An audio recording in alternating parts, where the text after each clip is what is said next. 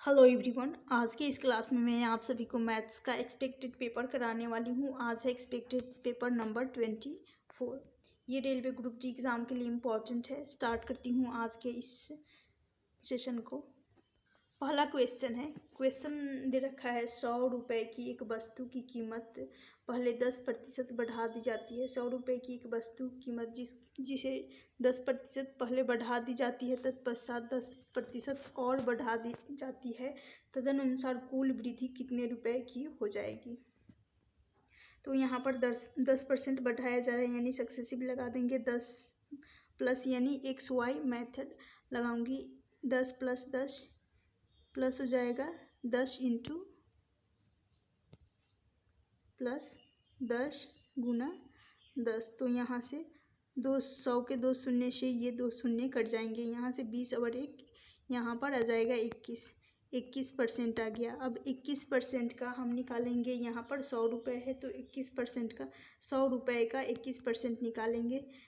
21 बटा कर लेंगे 100। ये 10 जो कि इसलिए मैं XY मेथड लगाई, क्योंकि यहाँ पर 10% बढ़ाया जा रहा है, उसके बाद फिर 10% बढ़ा दिया जा रहा है, जो कि 21% हो जाएगा। और शून्य यहाँ पर शून्य से शून्य चला जाएगा, यहाँ से आ जाएगा 21 रुपये। तो 21 रुपये इस क्वेश्चन का राइट आंसर हो जाएगा, ऑप्शन बी। नेक्स्ट क्वेश्चन है। क्वेश्चन दे रखा है 1 से 20 तक सभी अभाज्य संख्याओं का योग निकालना है। अभाज्य संख्या यानी प्राइम नंबर। तो प्राइम नंबर जिनके या तो ये 2 फैक्टर होते हैं, या तो एक या स्वयं, यानी प्राइम नंबर मतलब होता है या तो एक से विभाजित हो रहा हो या स्वयं से। चलिए सॉल्व कर लेते हैं। यहाँ पर 1 से 20 तक 1 और 20 के बीच लेना है। तो 1 के बाद आ जाएगा प्राइम नंबर अभाज्य संख्या 2, 3, 5, 7, 11। उसके बाद आ जाएगा, ये प्लस ले लेती हूँ क्योंकि योग चाहिए, तो यहाँ पर प्लस लगा लेती हूँ। 11 के बाद आ जाएगा 13 के बाद आ जाएगा यहाँ पर 17, और 17 के बाद जो कि 19 आ जाएगा। अब इन सभी अभाज्य संख्या यानी 1 से 20 तक सभी अभाज्य संख्याओं का योग पूछा गया है। तो 1 के बाद पहली अभाज्य संख्या जो कि 2 और 20 से पहले 19। तो यानी 1 और 20 के बीच में 2, 3, 5, 7, 11, 13, 17, 19। अब इन सभी का सम कर लेंगे योग। तो योग यहाँ से आ जाएगा 77। ऑप्शन डी इस क्वेश्चन का राइट आंसर हो जाएगा। कुछ नहीं करना था, बेहद ही सिंपल है। चलती हूँ नेक्स्ट क्वेश्चन। नेक्स्ट क्वेश्चन है। क्वेश्चन दे रखा है एक आदमी बिंदु ए से बी तक 40 किलोमीटर प्रति घंटा की गति से तय करता है, प्रति घंटा की गति से जाता है, और बी से ए तक 60 किलोमीटर प्रति घंटा की गति से वापस लौटता है।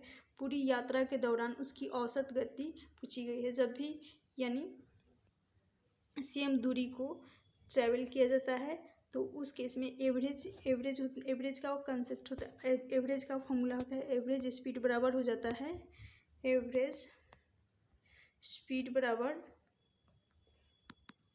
2 इंटू XY अपॉन होता है X प्लस Y, यानी चालों का गुणनफल अपॉन चालों का योग। तो यहाँ पर बिंदु A से B तक जो कि A से B तक 40 की रफ्तार से जा रहा है, 40 किलोमीटर प्रति घंटा की चाल से वो जा रहा है, और B से वो 60 किलोमीटर प्रति घंटा की गति से वापस आ रहा है। तो यहाँ पर चालों का गुणनफल ले लेंगे, 40 इंटू 60 कर लेंगे, और बटा में आ जाएगा 40 और 60 का योग सम। तो यहाँ पर 40 और 60 का सम कर लेंगे, ये हो जाएगा 100, बटा में आ जाएगा 100। तो ये इंटू में रहेगा 2, क्योंकि एवरेज स्पीड निकाला जा रहा है। दूरी कांस्टेंट है, यहाँ पर 0 से 0 चला जाएगा, और 2 शून्य से 0 चला जाएगा। यहाँ पर 4 और 6 24 हो जाएगा। 24 इंटू 2 कर लेंगे, यहाँ पर 48 आ जाएगा। तो 48 इस क्वेश्चन का राइट आंसर हो जाएगा। 48 जो कि इस क्वेश्चन का राइट आंसर हो जाएगा। 40 इंटू 60 और बटा में क्लियरली नहीं दिख रहा था इसलिए मैं मिटाई हूँ। यहाँ पर 24 हो जाएगा। 24 इंटू 2 कर लेंगे 48। चलती हूँ नेक्स्ट क्वेश्चन की तरफ। ऑप्शन ए इस क्वेश्चन का राइट आंसर हो जाएगा। नेक्स्ट क्वेश्चन है, क्वेश्चन दे रखा है एक प्रयोग के दौरान बैक्टीरिया की गणना 2.5% प्रति घंटा की दर से बढ़ रही थी।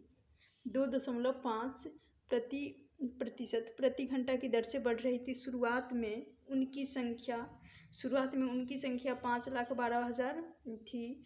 तो 2 घंटे के अंत में बैक्टीरिया की संख्या पूछी गई है। तो यहाँ पर सबसे पहले 2.5 है, इसको सॉल्व कर लेंगे। इस परसेंटेज का फ्रैक्शन वैल्यू निकालेंगे। यहाँ पर 0.5 है, यानी ये 0.5 है। एक अंक छोड़कर दशमलव है तो बटा में ये दशमलव हटाने के लिए एक अंक छोड़कर है तो बटा में 1 0 आ जाएगा। इसको काटेंगे तो ये चला जाएगा 5/2 हो जाएगा। 5/2 हो जाएगा। और या ऐसे भी कर सकते हैं, 1 0 आ जाएगा।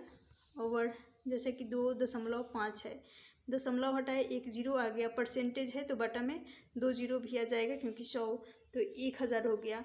और 1000 जो कि 25 चौके 100 और 1 0, तो यहाँ से आ जाएगा 1/40। 1/40 आ गया। अब यहाँ पर वृद्धि हो रहा है 2.5 प्रतिशत प्रति घंटा की दर से वृद्धि हो रहा है। तो जो भी वृद्धि या कमी हमेशा डिनोमिनेटर हर के सापेक्ष में किया जाता है। तो 40 था, 40 से एक रेशियो का वृद्धि होने के कारण ये हो जाएगा 41 हो जाएगा। लेकिन 2 घंटे के अंत में पूछा गया है तो फिर ये तो पहले घंटे का 40-41 रेशियो आ जाएगा। दूसरे घंटे का भी 40 से 41 हो जाएगा। यहाँ तक हो गया। उसके बाद इनका योग मल्टीप्लाई कर लेंगे तो यहाँ से आ जाएगा 4 और 4 का मल्टीपल 16 और 2 0 है।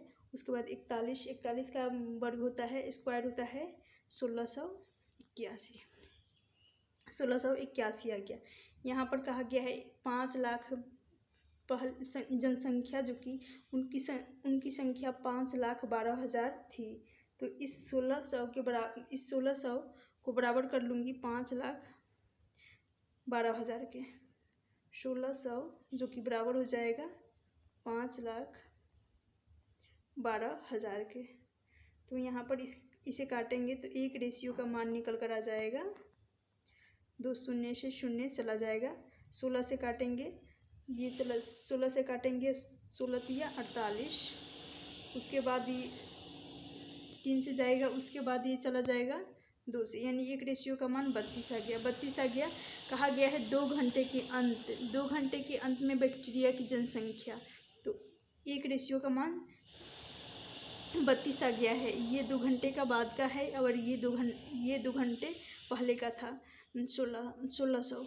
तो इसके बराबर इसमें मल्टीप्लाई कर लूँगी एक रेशियो का मान जो कि 32 है, तो 32 का मल्टीप्लाई करूँगी तो ये हो जाएगा, इसका राइट आंसर हो जाएगा 5,37,920। इस क्वेश्चन का राइट आंसर हो जाएगा। मैं मल्टीप्लिकेशन का आसान ट्रिक बता रही हूँ। जैसे कि यहाँ पर 1681 है और 1681 में हमें 32 का मल्टीप्लाई करना है। 32 का मल्टीप्लाई करना है तो अभी 32 का यूनिट प्लेस पर जो है 2 को हटा दूँगी।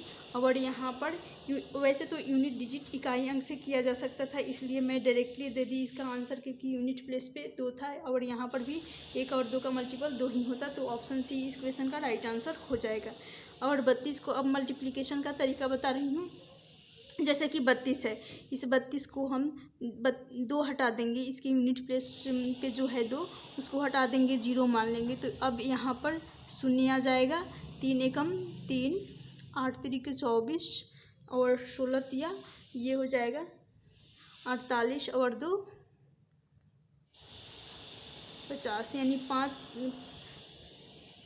50 40। अब यहाँ पर ये हो गया। अब बचा 2, ये 32 का 2, इस 2 का भी मल्टीप्लाई कर लेंगे। 2 का मल्टीप्लाई कर लेंगे इसमें, तो यहाँ पर 2 का मल्टीप्लाई कर लेंगे यहाँ शून्य जो कि उतर जाएगा, 3 दूनी के 6, 4 दूनी 8 और फिर शून्य 5 दूनी सॉरी यहाँ पर ये 2 का मल्टीप्लाई जो कि इसी में होगा 81, 2 एकम 2, तो यहाँ लिखेंगे 2 एकम 2 और उसके बाद 8 दूनी के 16, 16 आ जाएगा, फिर 16 दूनी 32, 32 आ गया। और ये शून्य ज्यों का त्यों उतारेंगे, 3 2 5 हो जाएगा। मैं थोड़ा सा मिटा रही हूँ। 0 5 6 4 10 2 और ये हो जाएगा 5 और 3 8।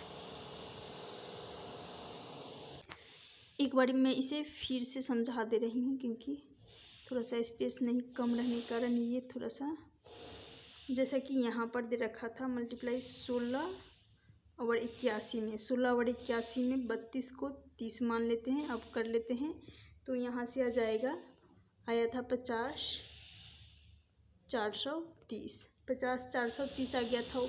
अब यहाँ पर फिर इस 1681 में 2 का मल्टीप्लाई करेंगे, 2 का मल्टीप्लाई कर लेंगे, यहाँ से आ जाएगा 2, उसके बाद 3 के सामने ये आ जाएगा, 8 दूनी 16 और 16 दूनी के 32 और ये हो जाएगा 33, 33 आ जाएगा। और यहाँ पर एक शून्य जो कि आ जाएगा और उसके बाद शून्य और प्लस 2 करेंगे, यहाँ से आ जाएगा 2 6 और 3 9 4 3 7 3 और 5 57 53 53 89 और यहाँ पर आ जाएगा 20।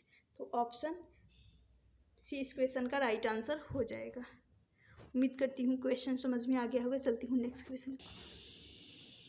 नेक्स्ट है, यदि 15 संतरों का क्रय मूल्य 20 संतरों के विक्रय मूल्य के बराबर है तो हानि प्रतिशत पूछी गई है।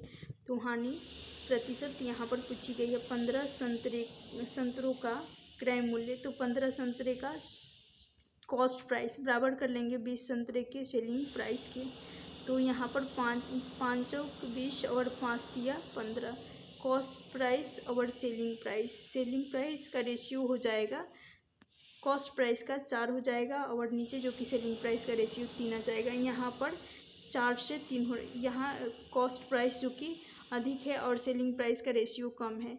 इस केस में यहाँ पर लॉस होगा वो भी एक का लॉस होगा, एक रेशियो का लॉस हो रहा है। तो लॉस हमेशा परसेंटेज लॉस बराबर होता है, लॉस अपॉन होता है कॉस्ट प्राइस गुना होता है 100। तो यहाँ से लॉस एक रेशियो का है, 1 बटा हो जाएगा कॉस्ट प्राइस का रेशियो 4 गुना हो जाएगा 100 का, 4 से काटेंगे तो ये 25 बार में चला जाएगा। तो यहाँ से आ जाएगा 25% का हानि हो रहा है। ऑप्शन ए इस क्वेश्चन का राइट आंसर हो जाएगा। नेक्स्ट क्वेश्चन है, क्वेश्चन दे रखा है 2 माइनस ब्रैकेट के अंदर दे रखा है 3 माइनस का ब्रैकेट के अंदर दे रखा है 6 माइनस फिर 5 माइनस 4 माइनस 3 प्लस 10। तो यहाँ पर सबसे पहले छोटा ब्रैकेट के अंदर है उसे सॉल्व कर लेंगे। यहाँ पर माइनस का 4 है और माइनस का 3, ये माइनस माइनस ये हो जाएंगे प्लस, यानी प्लस का ये हो जाएगा 7 आ गया। इस 7 को 7 और 10 ये माइनस में है 7, 10 में से माइनस करेंगे, यहाँ से आ जाएगा माइनस का 7 और 10 कर लेंगे, यहाँ से आ जाएगा माइनस का 3 आ गया। अब यहाँ पर माइनस और माइनस ये हो जाएंगे प्लस, उसके बाद यहाँ से आ जाएगा 8 आ गया। अब यहाँ है 2, इसमें से 6 है तो 6 में से 8 जाएगा, तो यहाँ से आ जाएगा 6 एक छोटी संख्या है तो यहाँ पर 2 आएगा लेकिन माइनस में होगा, माइनस में क्योंकि 6 छोटी संख्या है 8 से। फिर यहाँ पर है 3 और ये माइनस और माइनस ये दोनों हो जाएंगे प्लस, माइनस और माइनस ये दोनों मिलकर जो कि प्लस हो जाएंगे 5 आ जाएगा। और यहाँ पर आखिरी में बचा 2, तो 2 माइनस 5 करेंगे तो 2 में से 5 को माइनस करेंगे, यहाँ से जाएगा 3, लेकिन ये माइनस में होगा तो माइनस में 3 इस क्वेश्चन का राइट आंसर हो जाएगा। माइनस का 3 इस क्वेश्चन का राइट आंसर हो जाएगा, ऑप्शन डी।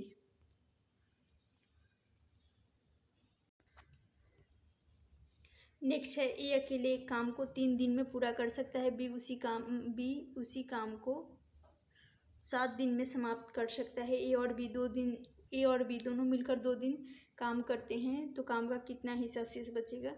ए और बी ले लेते हैं। ए जो कि 3 दिन में कर रहा है, बी 7 दिन में। 3 और 7 इन दोनों का एलसीएम लेंगे 21 जो कि टोटल वर्क है। 21 टोटल वर्क है। 3 दिन में 21 यूनिट काम 7 की एफिशिएंसी से कर लेगा और बी 7 दिन में टोटल काम 21 टोटल काम जो कि 3 की एफिशिएंसी से कर लेगा।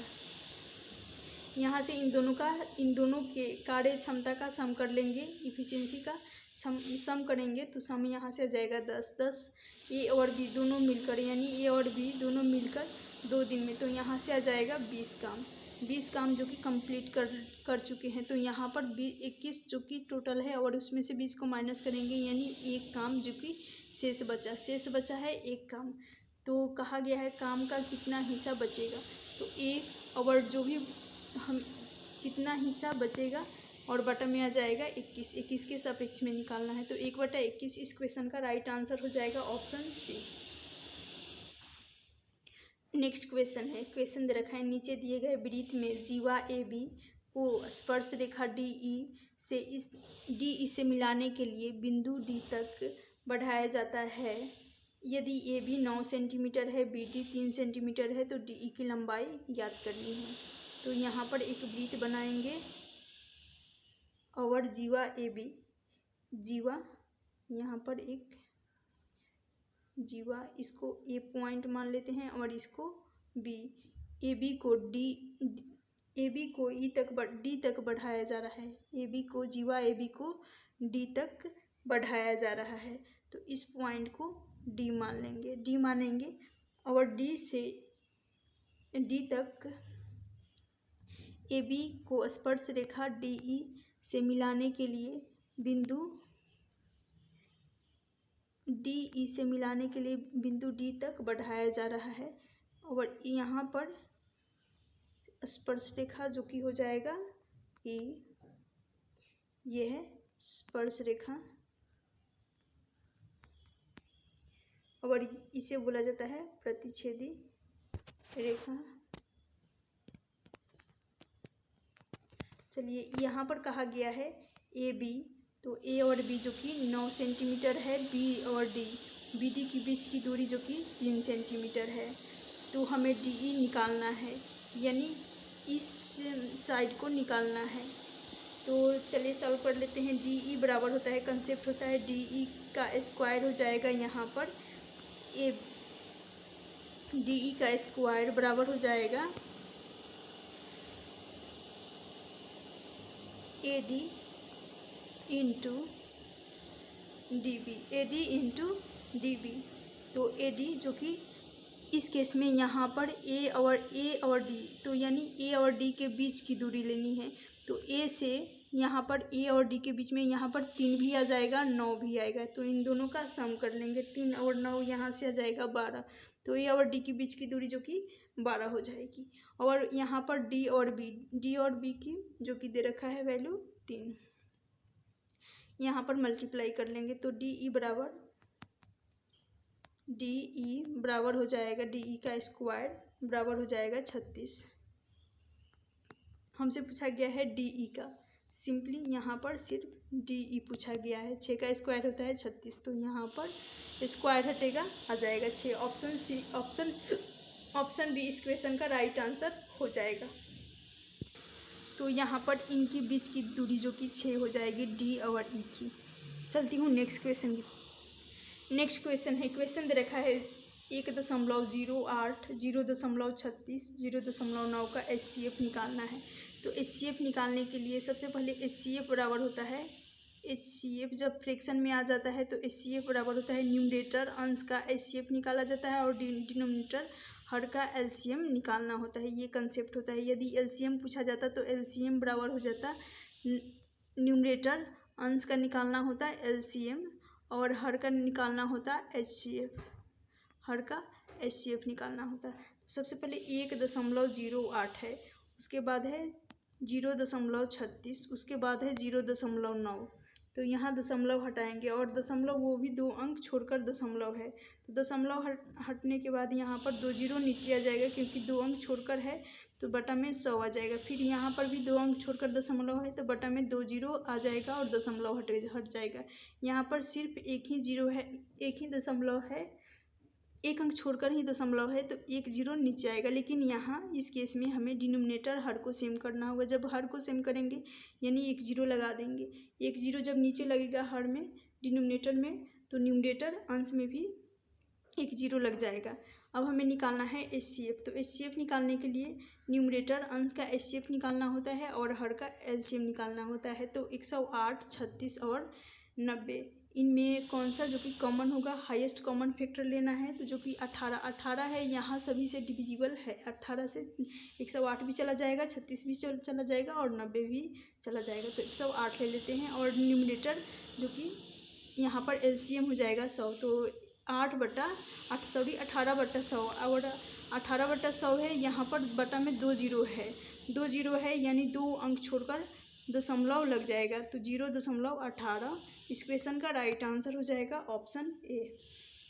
उम्मीद करती हूँ ये क्वेश्चन भी समझ में आ गया होगा। गाइज आज का ये सेशन यदि आप सभी को अच्छा लगे तो प्लीज़ लाइक ज़रूर करना। जो चैनल पे नए हैं चैनल को भी सब्सक्राइब कर लीजिएगा और इस क्लास का PDF डिस्क्रिप्शन बॉक्स में टेलीग्राम लिंक मिल जाएगा, वहाँ से इस क्लास का PDF डाउनलोड कर सकते हैं। Thank you for watching this session.